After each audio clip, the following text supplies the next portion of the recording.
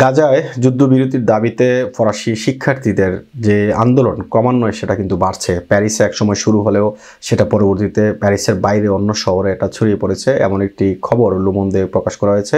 খবরে যেটা বলছে, গাজায় যুদ্ধবিরতির দাবিতে ফরাসি শিক্ষার্থীদের বিক্ষোভ ক্রমান্বয়ে বাড়ছে।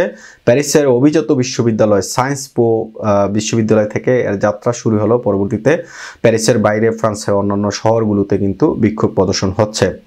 মঙ্গলবার অনেক ফরাসি রাষ্ট্রবিজ্ঞান ইনস্টিটিউটের শিক্ষার্থীরা মিছিল ও অবরোধ করেছে। সায়েন্স পো প্যারিস ইসরায়েল এবং ফিলিস্তিন সংঘাতের উপর একটি বড় বিতর্কের প্রস্তুতি নিচ্ছে। ফিলিস্তিনকে সমর্থন করা কোনো অপরাধ নয়, এমন লেখা সম্বলিত ব্যানার নিয়ে বিক্ষোভে অংশ নিয়েছে সায়েন্স পো তুলুজের শিক্ষার্থীরা।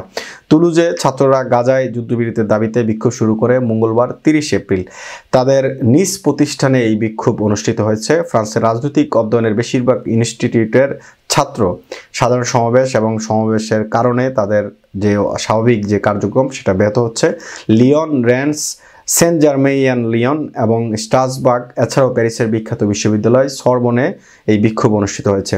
ফ্রান্সের সাবেক শিক্ষামন্ত্রী এবং বর্তমান প্রধানমন্ত্রী গাব্রিয়েল আটাল গত সোমবার তিনি সরবনে যে শিক্ষাঙ্গনের ভিতরে যে তাঁবু স্থাপন করা হয়েছিল সেটি তিনি অনুরোধ করার পর পুলিশ সেখান থেকে সেটি সরিয়ে দিয়েছে। মনে রাখতে হবে, গত 24 এপ্রিল সায়েন্স পো প্যারিসের অভ্যন্তরীণ আঙ্গিনায় প্রথম ক্যাম্প স্থাপন করা হয়েছিল। যদিও সেই রাতে পুলিশ সেই ক্যাম্প থেকে তাদেরকে আসলে সরিয়ে নিয়েছে। এবং একটি বিষয় খুবই ইম্পর্ট্যান্ট, সেটি হচ্ছে নিউ ইয়র্কের কলম্বিয়া ইউনিভার্সিটির ছাত্রদের আসলে আন্দোলনের অনুরূপ প্যারিসে এই আন্দোলন শুরু হয়েছে এবং প্যারিস থেকে পরে এটা ধীরে ধীরে অন্যান্য শহরগুলোতে ধাবিত হচ্ছে।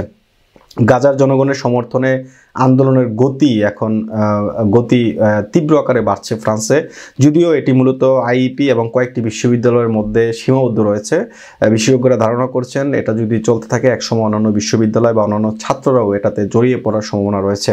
বিশেষ করে প্যারিসের সায়েন্স পো ইউনিভার্সিটিতে যখন গত 24 এপ্রিল এই আন্দোলন শুরু হয় তখন কিন্তু আমরা দেখেছি সেখানে ইসরায়েল পন্থী এবং ফিলিস্তিনি পন্থী দুটি গ্রুপ মুখোমুখি অবস্থান নেয়। সেখানে একটা রায়ট পরিস্থিতি তৈরি হয়েছিল। ফ্রান্সের জিএনআই পুলিশ সদস্যরা বা অন্যান্য পুলিশ সদস্যরা সেখানে উপস্থিত হয়ে পরিস্থিতি নিয়ন্ত্রণে এনেছে।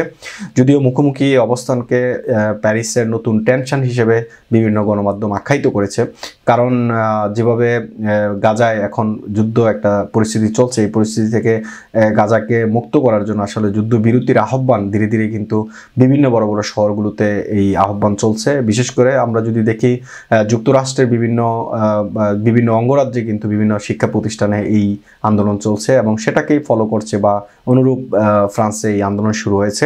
সায়েন্স পো ইউনিভার্সিটি, মনে রাখতে হবে, প্যারিসের বাইরে তাদের আরও 7টি ক্যাম্পাস রয়েছে। তো তুলুজে এই আন্দোলন শুরু করেছে গত মঙ্গলবার এবং তুলুজের বাইরে রেন্স, সেন্ট জার্মেইন লিয়ন এবং স্ট্রাসবার্গেও এই আন্দোলন হয়েছে। এখন শুধুমাত্র সায়েন্স পো ইউনিভার্সিটির মধ্যে সেটা সীমাবদ্ধ থাকলেও একটা সময় এটা বৃহৎ আকারে ধারণ করতে পারে।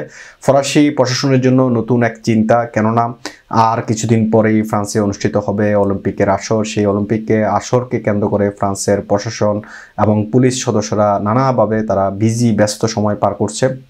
সেক্ষেত্রে নতুন আরেকটি ঝামেলা ফ্রান্স পুলিশের জন্য কেমন এটা পরিস্থিতি মোকাবেলা করা আসলে অনেকটাই কষ্টসাধ্য, কেননা এমনিতেই প্যারিসের যেই অবস্থা সেটাতে বলা হচ্ছে যে অলিম্পিককে কেন্দ্র করে বিভিন্ন ধরনের বোমা হামলার থ্রেট দেওয়া হচ্ছে এবং বিভিন্ন সন্ত্রাসী হামলার হুমকি পাচ্ছে। সেক্ষেত্রে প্রায় 10 মিলিয়ন মানুষ এখানে আসবে, দর্শনার্থী ক্রীড়াবিদরা আসবে ফ্রান্সে, তাদের নিরাপত্তা জোরদার করা।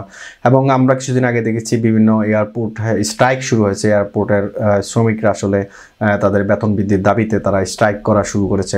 তো সুতরাং সব মিলিয়ে পরিস্থিতি অনেকটাই ঘোলাটে বলবো এখন এই মুহূর্তে ফ্রান্সে। আজকে মে দিবস গেছে, মে দিবসে প্যারিস সহ ফ্রান্সের বড় বড় শহরগুলোতে বিক্ষোভ অনুষ্ঠিত হয়েছে এবং পুলিশের সাথে একাধিকবার সংঘর্ষ হয়েছে।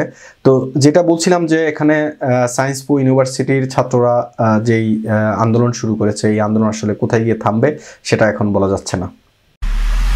এমআইবি সংবাদ ও সংবাদ সংশ্লিষ্ট অনুষ্ঠান দেখতে ভিজিট করুন www.mibtelevision.tv ও facebook.com/mibtelevision.tv এবং সাবস্ক্রাইব করুন youtube.com/mibtelevision এ। এমআইবি টেলিভিশন, সত্য খবর, সঠিক খবর।